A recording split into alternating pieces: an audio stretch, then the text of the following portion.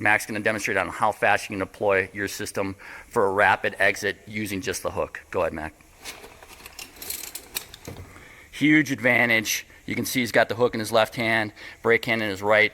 That was maybe slightly over a second, and he's ready to exit. That's a huge advantage of an integrated or pre-attached system. And here on Tulsa, we have the Sterling lanyard to the Cobra belt, to the carabiner, to the descender, which allows us to also bypass the lanyard and just go with this carabiner to typically an exterior belt on the outside of your turnout coat. Now, one thing I want to emphasize is, we won't go there yet, Mac, is as he's holding the system out, go ahead and grab the hook.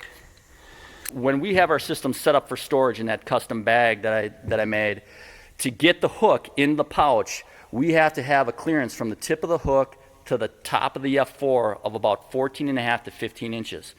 The problem with that is when we go to bail out, for individuals that have a shorter arm, when this system is fully extended, you might not be able to manage the hook or hold it in place on what we call friction and tension control and exit safely. So one of the things that you should consider doing is when you're coming to the sill, and again, the average residential sill from the interior fascia to the exterior fascia is going to be anywhere from 7 to 10 inches.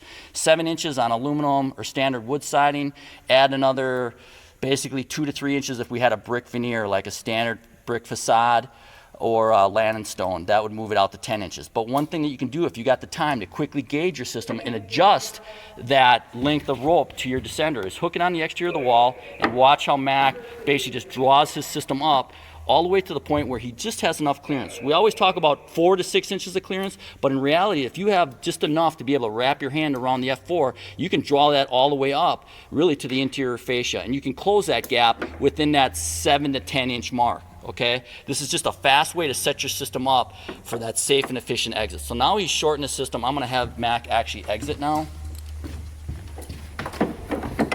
And he's going to go slow and controlled, but you're going to be able to see he's going to manage perfect technique, looking up, driving that knee up, and his arm stays on a nice soft angle. He's maintained friction and tension control on the hook until his body is low at the system and he's ready to actually descend.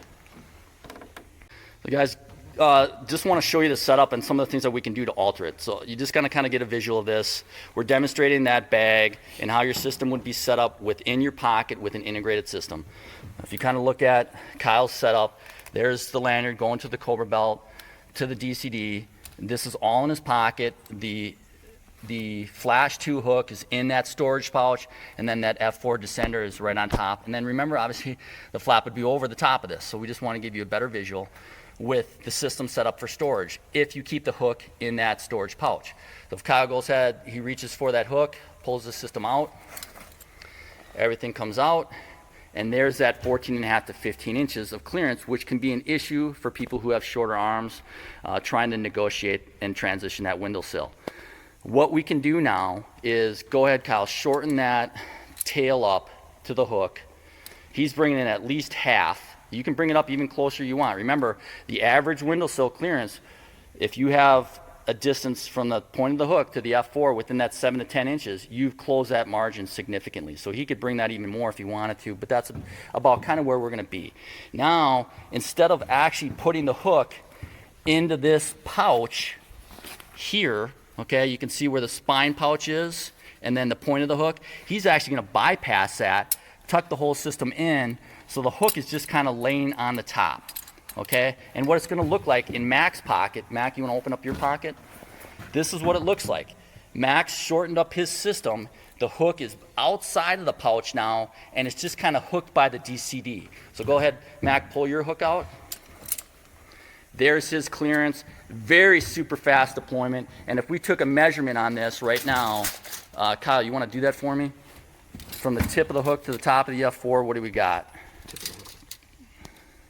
So bring it right down to here, because that's going to be where we're actually gaining purchase on the interior sheathing. We're at 7 inches. That puts that tail, what, probably about 3 inches, 2.5, okay? So he's literally reduced that distance by about 8 inches, okay? Brought the hook closer to his body, but still allows him to clear a standard residential sill. And it also allows for a still extremely fast deployment out of his pocket. So for the members that are having issues with that, consider pre-shorting your system when you're putting it in your pocket at the start of your shift, and then practice with that setup to see if it works.